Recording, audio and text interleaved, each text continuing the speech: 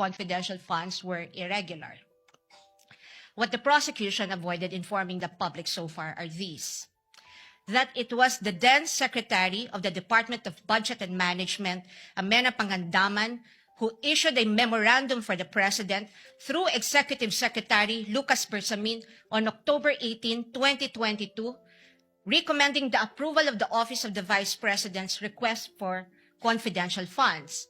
That the Office of the President did in fact approve that recommendation of the DBM through a memorandum from the Executive Secretary dated November 28, 2022, and signed by the former Executive Secretary Lucas Bersamin by order of the President.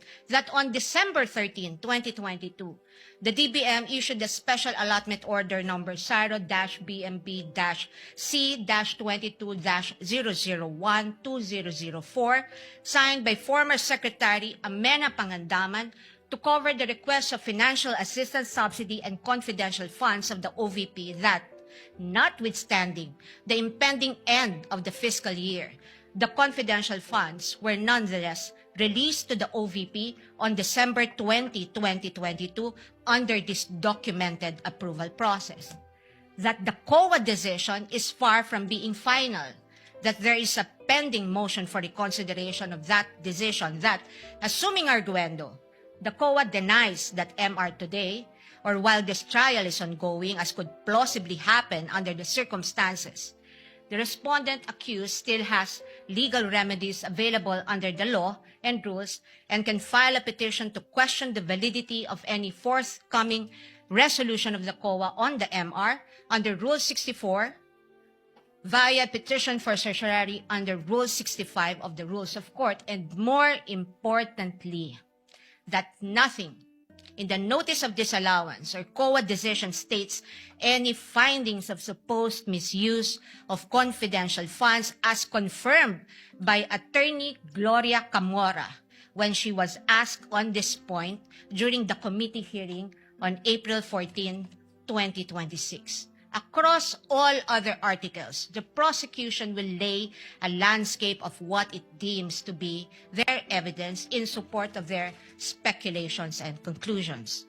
We are not strangers to all these accusations, precisely because this was not the first time these narratives were foisted into the minds of the general public. We have heard the same tales and stories of these accusations since 2024, when the House conducted its Quadcom hearings and most recently the mini-trial of its Committee on Justice. But what we must not forget amid all these accusations is the fundamental legal principle that the burden of proof never shifts.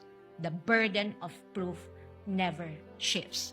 He who accuses must prove his allegations with evidence that meets not only the degree of proof required, but also meets the evidentiary standards of admissibility, credibility, relevance, materiality, and competence. We therefore should not lose sight of the core principle that the burden of proof is on the prosecution, and unless it discharges that burden, the accused need not even offer evidence on her behalf, and she will be entitled to an acquittal. This is the law then. This is the law now. And the underlying principle for this burden of proof is simple. Under our Constitution, every accused is presumed innocent until proven otherwise. An accused has in her favor the presumption of innocence, which the Bill of Rights guarantees. This also brings to fore the reality that, in the words of the Supreme Court in People versus Pagal, the individual citizen is but a speck of particular molecule vis-a-vis the vast and overwhelming powers of government, and his only guarantee against oppression and tyranny are his fundamental liberties under the Bill of Rights, which shield him in times of need. Sa madaling salita, kinikilala ng ating saligang batas na sa bawat paglilitis, ang isang individual ay nahaharap sa malalim at napakalaking makinarya ng buong Estado.